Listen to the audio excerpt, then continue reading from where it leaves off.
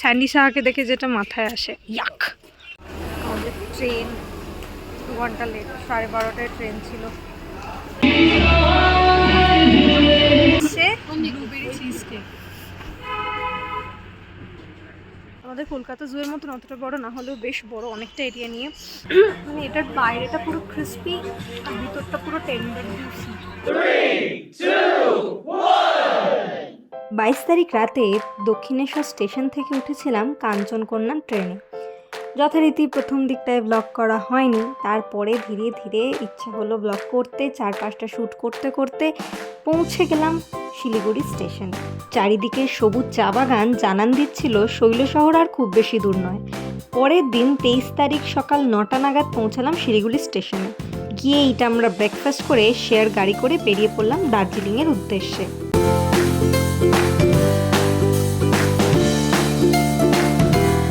শিলিগুড়ি থেকে দার্জিলিংয়ের ভাড়া 250 টাকা আর নিউ জলপাইগুড়ি স্টেশন থেকে 300 টাকা। চারিদিকে সবুজ দেখতে দেখতে ধীরে ধীরে আমরা এগিয়ে চললাম পাহাড়ের উদ্দেশ্যে। মাঝে মাঝে একটু একটু পাহাড় দেখা যাচ্ছিল বটে। তারপরে ধীরে ধীরে এক এক করে পাহাড় পেরোতে শুরু করলাম। তারপরে কার্শিয়াং, সোনাদা আর ঘুম পেরিয়ে পৌঁছে গেলাম দার্জিলিং শহরে। প্রথম দিকে শীতটা অতটা টের পাইনি, তবে ঘুম পেরোনোর পর থেকে শীতটা বেশ লাগছিল। তার উপরে উপরি পাওনা ছিল রাস্তার মাঝখানেই টয় ট্রেনটাকে দেখতে পেয়ে যাওয়া। এমনিতেই গোটা দার্জিলিং ট্রিপে টয় ট্রেনে চাপা হয়নি, তবে ওই দেখে আর কি চোখের শান্তি। আমরা ছিলাম দার্জিলিংয়ে ম্যাল রোডের কাছে হোটেল সানরুফে। পৌঁছে সেই দিনকে আমরা এই রেস্টুরেন্টটায় খেয়েছিলাম। এটা একটা অথেন্টিক চাইনিজ রেস্টুরেন্ট, বেশ সিম্পলের মধ্যে, ছোটোখাটোর মধ্যে বেশ সুন্দর। ওদের মেনু কার্ডটা তোমরা পজ করে না হয় দেখে নিও। অনেক রকমের চাইনিজ সস ছিল, যেটা চাইনিজ রেস্টুরেন্টে থাকেই, এটা কমন। আর আমরা নিয়েছিলাম এই ডিশগুলো। বেসিক্যালি আমি অনেক দিন বাদে এডিট করছি, আমার অ্যাকচুয়ালি মনে নেই, বাট একটা পর্কের ডিশ ছিল, সাইড ডিশটা পর্কের ছিল। আর এটা কি বিবিমবাপ না কি এরকম কিছু একটা নাম ছিল, আমি সত্যি ভুলে গেছি, অনেকদিন বাদে এডিট করছি। আর আরেকটা সাইড ডিশ ছিল, সেটা চিকেনের ছিল। মানে এটার বাইরেটা পুরো ক্রিস্পি আর ভিতরটা পুরো টেন্ডার জুসি। অদ্ভুত ফ্লেভার, মানে খুব ভালো খুব খারাপ বলবো না, একটা অদ্ভুত ফ্লেভার। একটা বার্ন ফ্লেভার আসছে ভিতর থেকে। শেষ পাতে মিষ্টি মুখের জন্য অনেক এক্সপেকটেশন নিয়ে টিরামিসুটা অর্ডার করেছিলাম। এটা কফি ফ্লেভারের একটা টিরামিসু ছিল, যেটার দাম নিয়েছিল 130 টাকা। এবং একটুও অহংকার করছি না, বাট আমার এটা ভালো লাগেনি। এর থেকে ভালো তো আমি বানাই। তো যাই হোক, তারপরে খাওয়া দাওয়া সেরে একটু হজম করার জন্য ম্যাল রোডের এদিক ওদিক ঘুরে দেখছিলাম। তো কিছু ভিউজ রইল তোমাদের জন্য।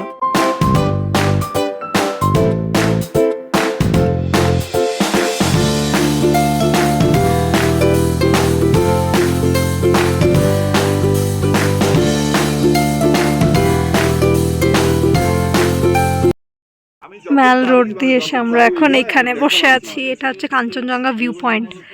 যদি ওয়েদার ভালো থাকতো তাহলে কাঞ্চনজঙ্ঘা দেখা যেত। এখন আমরা রয়েছি দার্জিলিং মলে। আমরা একটা পরিক্রমা এদিক দিয়ে গিয়ে ঘুরে এখান দিয়ে এলাম। পরে আমরা গিয়েছিলাম গ্লিনারিজে। সত্যি কথা বলতে এত ছবি দেখেছি ওই হোপের সামনে, যাওয়ার খুব ইচ্ছে ছিল এবং ট্রাই করার খুব ইচ্ছে ছিল, কিন্তু দামটা একটু বেশি, সেটা তো স্বাভাবিক। বাট ওখানে বেকারি আইটেম ট্রাই করার আমার খুব ইচ্ছে ছিল, সেটা আমি করেওছি এবং সেটার রিভিউ আর আলাদা করে দিতে লাগে না, জাস্ট মন্ত্রমুগ্ধ হয়ে গিয়েছিলাম। এবং ব্লুবেরি চিজ কেকটা তো অসাধারণ ছিল।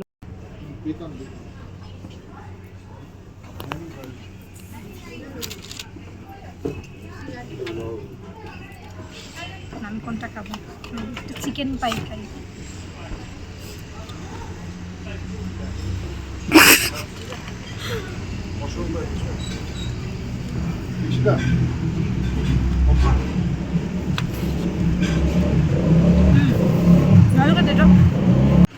এটা হচ্ছে ব্লুবেরি চিজ কেক।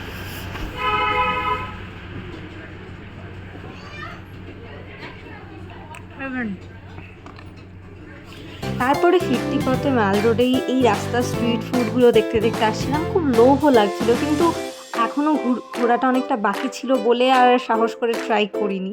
পরের দিন আবার সকাল সকাল বেরোনো ছিল টাইগার হিলের উদ্দেশ্যে, তাই বেশি রিস্ক নিলাম না। কিন্তু সামনেই পড়ে গেল কেভেন ট্রাস্ট। তখন আর ব্রেকফাস্ট খাওয়ার ইচ্ছে ছিল না, কিন্তু ওখানে আমি চকলেট সফটিটা ট্রাই করেছিলাম এই ঠান্ডাতে। হ্যাঁ, এই ঠান্ডাতে আমি চকলেট সফটিটা ট্রাই করেছিলাম, আর রাত্রিবেলা আমরা এই ধূপপাটা খেয়েছিলাম। পরের দিন ভোরবেলা 4টের সময় উঠে 5টার মধ্যে বেরিয়ে পড়েছিলাম টাইগার হিলের উদ্দেশ্যে। আমরা এসে গেছি টাইগার হিল ভিউ পয়েন্টে। এখনো সূর্য ওঠেনি, বাট এই যে রশ্মিটা যেটা দেখা যাচ্ছে এটা ওই ধূলিকণা যা যা রয়েছে বায়ুতে সেগুলোর মিশ্রণে, যেটাকে কি বলে অ্যালপেনগ্লো। আর এই দিকে যদি ওয়েদার ঠিক থাকে তো আমরা এইদিকে কাঞ্চনজঙ্ঘা, এভারেস্ট, মাকালু দেখা যায়। ভিউটা খুব সুন্দর। 6টা 5, এখনো কিচ্ছু দেখা যায়নি, সূর্য ওঠেনি, ওটা এখন টেম্পারেচার -1। আর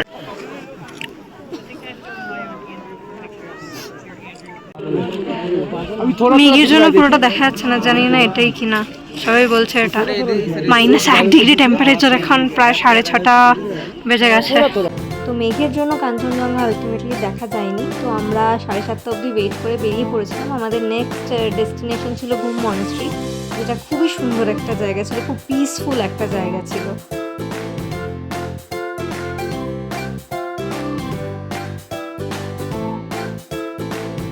এখন আমরা যাচ্ছি, ঢুকলাম আর কি বাতাসিয়া লুপ, যার এন্ট্রি টিকিট হচ্ছে 50।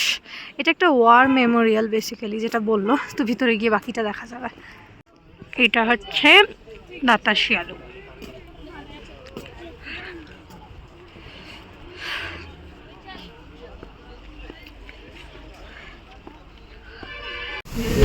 বাতাসিয়া লুপের অপোজিটে পারহাটা রেস্টুরেন্ট বলে একটা রেস্টুরেন্ট আছে, তার মধ্যে আমরা এখন আছি।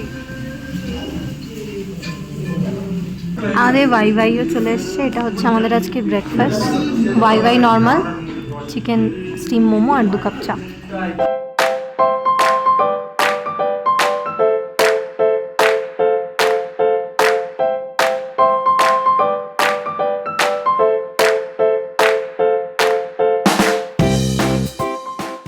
Happy Valley tea garden. Tiger Hill থেকে আমরা দেখতে পাইনি, কিন্তু এইখানে এসে আমরা কাঞ্চনজঙ্ঘা দেখতে পেয়েছি ফাইনালি। আমি জুম করছি, এই যে কাঞ্চনজঙ্ঘা। হ্যাপি ভ্যালি টি গার্ডেনে এসে শেষে দেখলাম।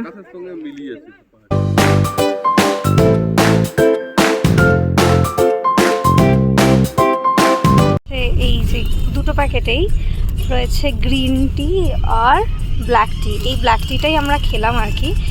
এটা 3000 টাকা কিলো, বাট আমরা একটু বার্গেন করে এটা 200-তে নিয়েছি। আর আরেকটা রয়েছে 200 টাকা 250 গ্রাম। যেতে যেতে দিস ইজ তেনজিং রক ওখানে লেখা আছে, আমরা নামলাম না। এটা হচ্ছে সেন্ট জোসেফস, তো সুন্দর। আমরা গাড়ি দাঁড় করিয়ে একটু ছবি তুলে নিলাম। So this is world's highest altitude zoo, আর এটা হেরিটেজ সাইট, হ্যাঁ হেরিটেজ সাইট।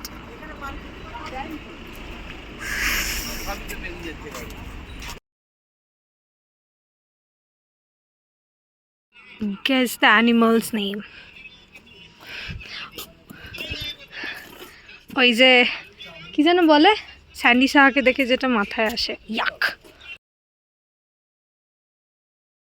এটা একটা মাউন্টেনিয়ারিং এর মিউজিয়াম, যেটার ভিতরে ছবি তোলা অ্যালাউ নয়। এখানে বেসিক্যালি মাউন্টেনিয়ারিং এর কোর্সও করানো হয়। তো আমরা এখন এখানে দাঁড়িয়ে রয়েছি, আমার দুদিকে 2 রকমের দিলুদা রয়েছে। এটা হচ্ছে কি জানো, এটা স্নো দিলুদা। এটা হচ্ছে বরফের দেশে গেলে দিলুদা, মানে দিলুদা যেরকম হয়ে যায়। আর এদিকে হচ্ছে রয়্যাল বেঙ্গল দিলুদা, এইখানে আছে এই কেসটা।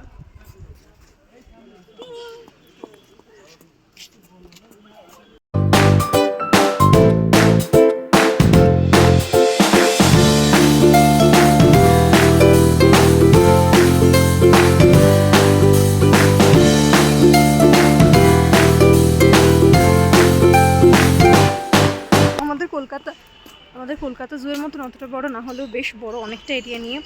একটা পাহাড়ি এলাকায় দারুণ লাগলো। একটা রেড পান্ডা দেখা গেছে ওইখানে দূরে।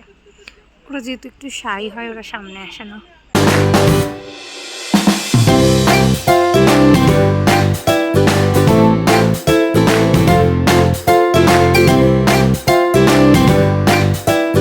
এখন রয়েছি পিস প্যাগোডা বা জাপানিজ টেম্পল বলে যেটাকে, তার সামনে। এইটা একটা জাপানিজ টেম্পল, এটার ভিতরে আই থিঙ্ক শ্যুট করা যায় না, তো আমরা এখান থেকেই দেখাচ্ছি।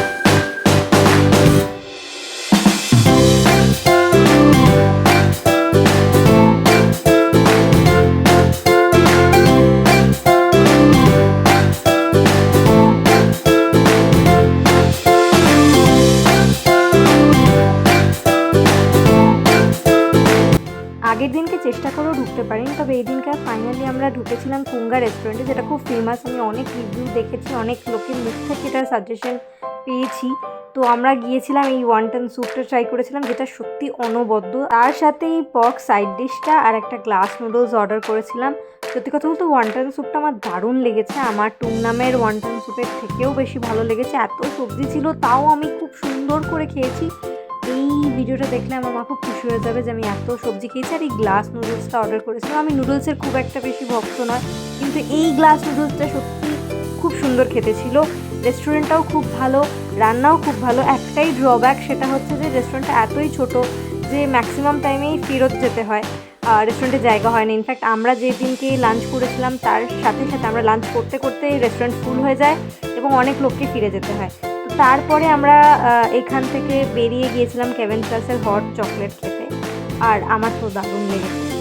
আমি জানি না ওরা হট চকলেট কীভাবে বানায়, কী দিয়ে বানায়, আমার রেসিপিটা জানার ভীষণ ইচ্ছে, কিন্তু সত্যি কথা বলতে বেশ ভালো ছিল। শীতের আমেজ উপভোগ করতে করতে এই হট চকলেট একটা চুমুক দিলে বেশ ভালোই লাগবে। দাম মাত্র 80 টাকা। ব্রেকফাস্ট ট্রাই করুন না করুন, এটা ট্রাই করতেই পারেন।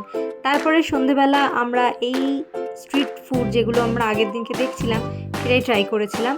তারপরের দিন সকালবেলা হোটেল থেকে দেখা গেল কাঞ্চন। বেসিক্যালি ভীষণ মন খারাপ নিয়ে ফিরে যাচ্ছিলাম যে কাঞ্চনজঙ্ঘা দেখতে পাইনি।